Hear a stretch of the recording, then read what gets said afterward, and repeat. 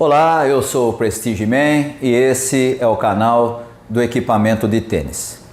O nosso assunto de hoje são alguns enganos comuns que os tenistas cometem e que às vezes acabam prejudicando o seu jogo, prejudicando o seu desenvolvimento no tênis, tá bom? Se você ainda não fez a sua inscrição no nosso canal, faça aí na parte de baixo, acione o sininho e você vai ser avisado toda vez que houver um novo vídeo a respeito de equipamentos de tênis, tá ok?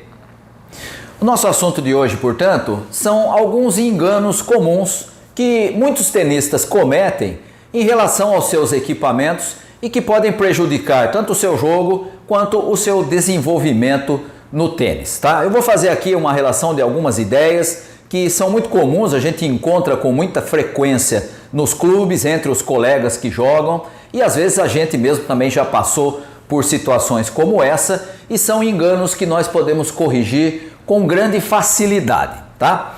Primeiro dos enganos, o mais comum e um dos mais usuais que se encontra entre os tenistas é o uso de uma corda muito dura em uma raquete muito rígida. E essa realidade é algo que acaba acontecendo por conta da própria condição das raquetes mais rígidas. Eu vou explicar o que eu quero dizer com isso.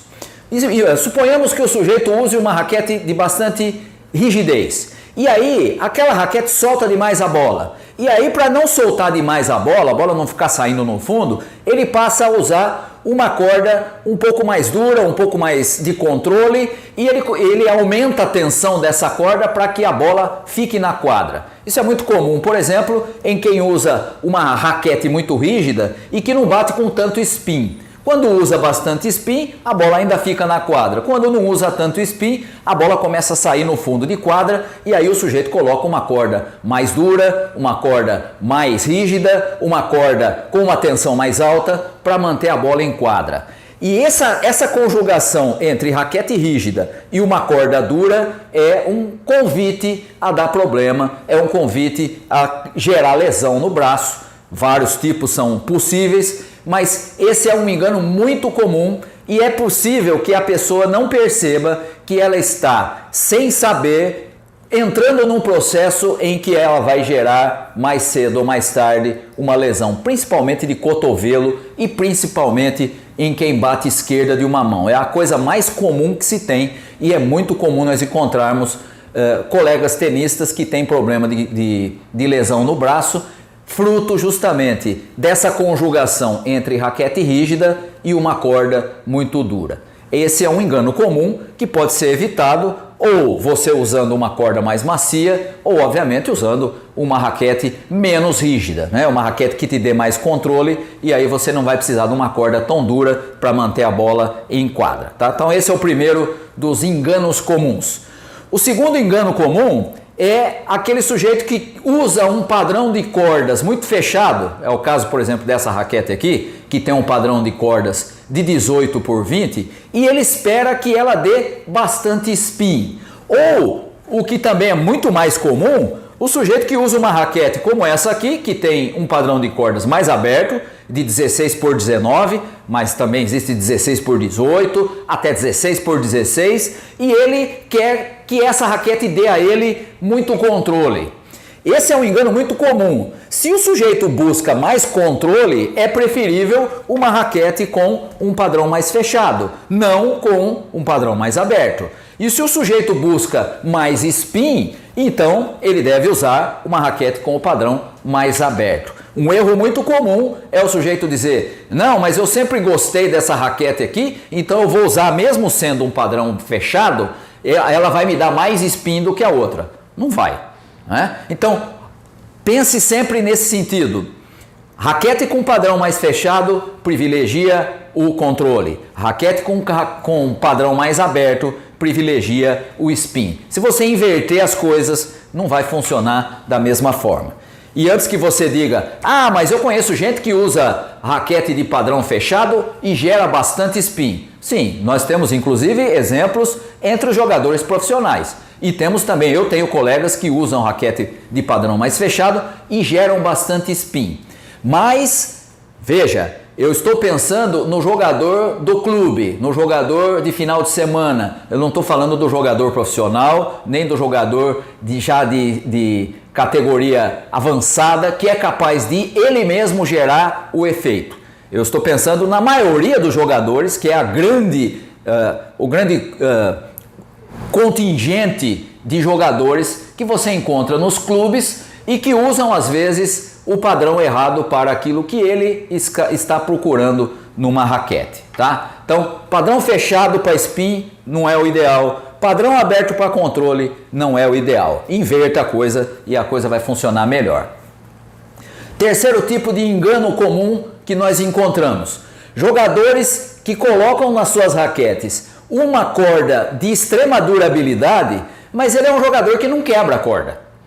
Ele às vezes joga 6, 7, 8 meses. Eu tenho amigos, por exemplo, no clube que ficam um ano com a corda. E a corda, obviamente, já não está dando a mesma performance de antes. A corda já perdeu tensão. A corda não quebra porque ela é muito resistente. E ele, como não quebra a corda, está jogando com aquela corda que já deveria ter sido trocada, tá? Então, esse é um engano muito comum. Usar uma corda de muita durabilidade sendo um jogador que não quebra a corda. É muito mais interessante ele usar uma corda mais macia, mais confortável e que vai perder a tensão e vai perder a sua característica e vai quebrar antes daquela outra, porque ele vai ter um período maior em que ele tem o melhor que aquela corda pode oferecer, sem ele ter que ficar com uma corda que não quebra e que já não dá mais a performance que ele tinha quando encordoou, tá? Então esse é o terceiro erro, o engano muito comum entre os jogadores, usar uma corda de muita durabilidade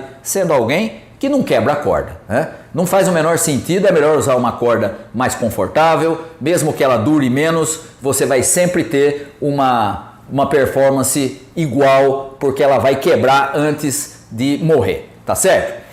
Quarto tipo de engano comum que nós encontramos, e esse talvez seja um dos mais comuns na maioria dos clubes, quando chega principalmente alguém pra gente e diz assim: olha, eu preciso encordoar a raquete. E aí eu pergunto: qual é a tensão que você usa? E ele olha para mim e diz assim: não tenho nem ideia, né? Nem sei o que é que tem aí, quanto é que estava, quanto é que puseram e coisa do tipo, tá? Eu sei que a maioria das lojas, os encordoadores sempre indicam aquilo que está no chamado range da raquete. Todas as raquetes vêm com indicação da tensão máxima que você deve usar e de uma sugestão de tensão mínima. Para baixo você pode pôr a menos, não tem problema. Acima é melhor não, porque pode comprometer a garantia da raquete, né? E normalmente os encordoadores vão ficar ali dentro daquele range, dentro daquela orientação que a própria raquete traz. Mas é muito comum você encontrar jogadores nos clubes que não tem a menor ideia de qual a tensão que está na raquete dele, na corda que foi colocada na raquete dele. E aí o que acontece? Como ele não sabe a tensão, ele não sabe qual é a necessidade que ele vai ter quando troca a corda, né? Você pergunta para ele: o que está acontecendo? Não, preciso um pouco mais de controle. Tá, mas quanto que você usava? Não sei. E aí você tem que começar tudo de novo, colocar lá uma tensão mediana para que ele teste, para depois ele ver se está soltando demais, se está soltando de menos, para ir ajustando a tensão até chegar naquilo que é o ideal para o jogo dele. Então a tensão desconhecida pelo tenista é algo muito comum e é algo que se deve evitar, principalmente porque se você não sabe a tensão que você usa na sua corda, quando você tiver que trocar ou quando ela perder a sua jogabilidade, você não tem parâmetro para começar e para trocar por outra corda, tá certo?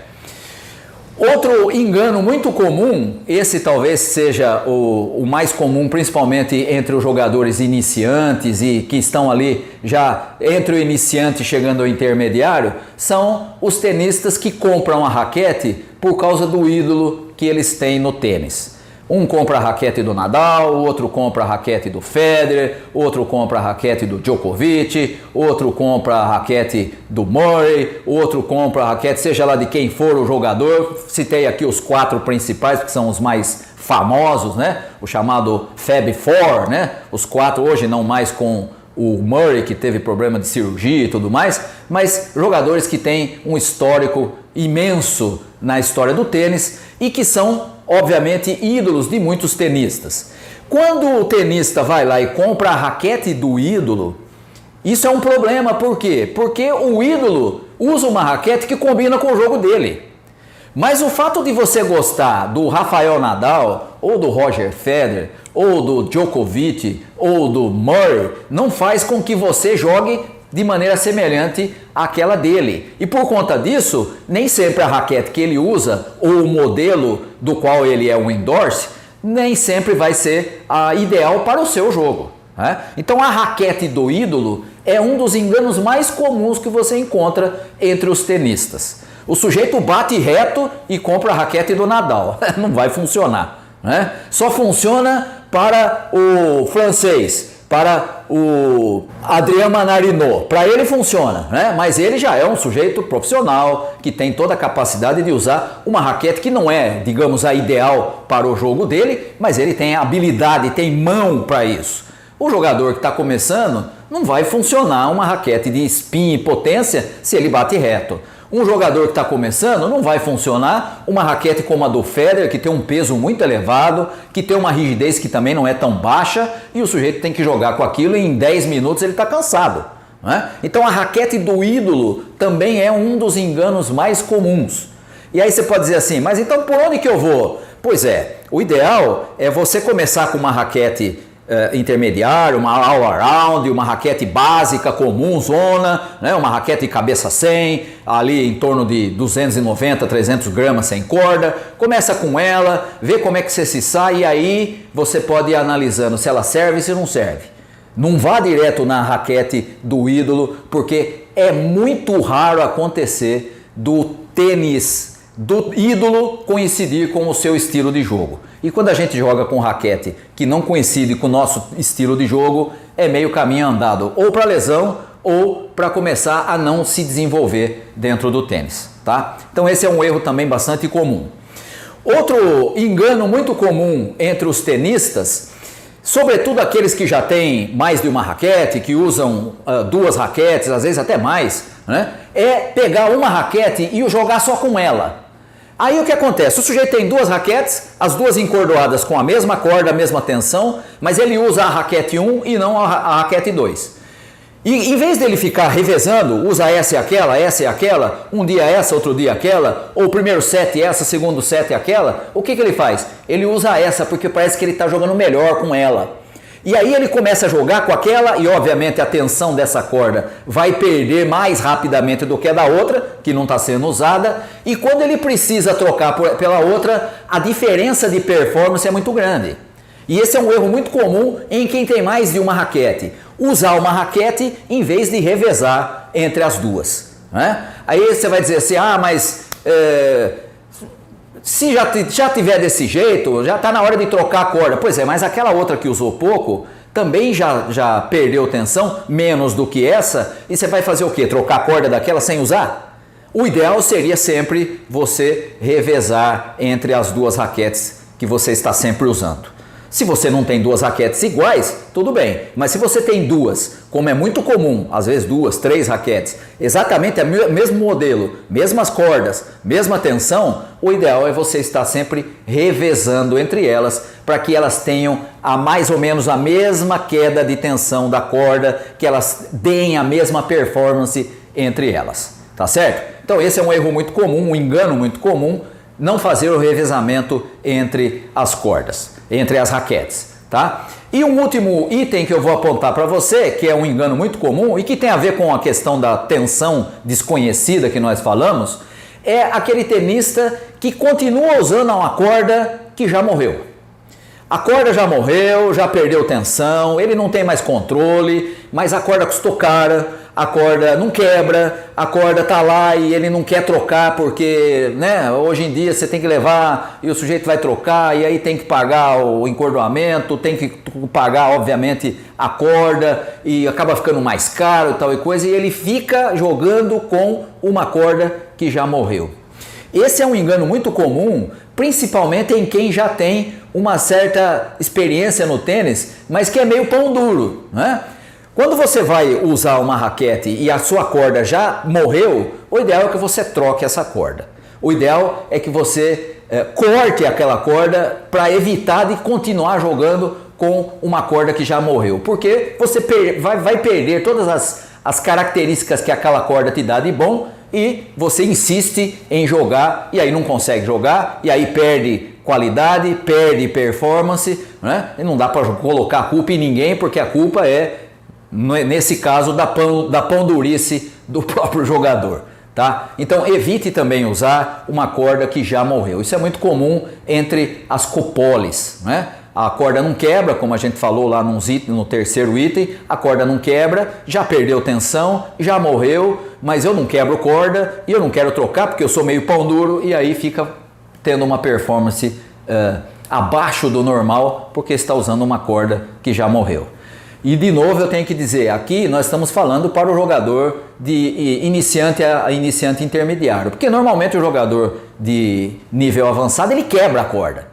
Normalmente ele bate muito na bola, né? O intermediário para cima, ele vai bater bem firme na bola e a corda vai acabar quebrando mais cedo ou mais tarde e é muito comum essa corda não ter que ser trocada por conta de ter morrido, mas sim de quebrar. Mas aquele que não quebra a corda ou aquele que ainda não bate com tanta potência pode ficar ou pode cair nessa situação de usar uma corda que já morreu. Evite isso, isso prejudica a sua performance, isso prejudica inclusive o prazer de jogar o tênis, tá certo? Muito bem, eu espero que você tenha entendido aí alguns dos enganos comuns que normalmente a gente vê nos tenistas amadores, e se você está entre um desses ou mais de um desses enganos, evite reproduzir esses enganos, porque isso sempre vai desfavorecer aquilo que é algo que nos dá grande prazer, que é jogar uma partida de tênis, tá certo? Muito bem, por hoje ficamos por aqui, um abraço a todos vocês.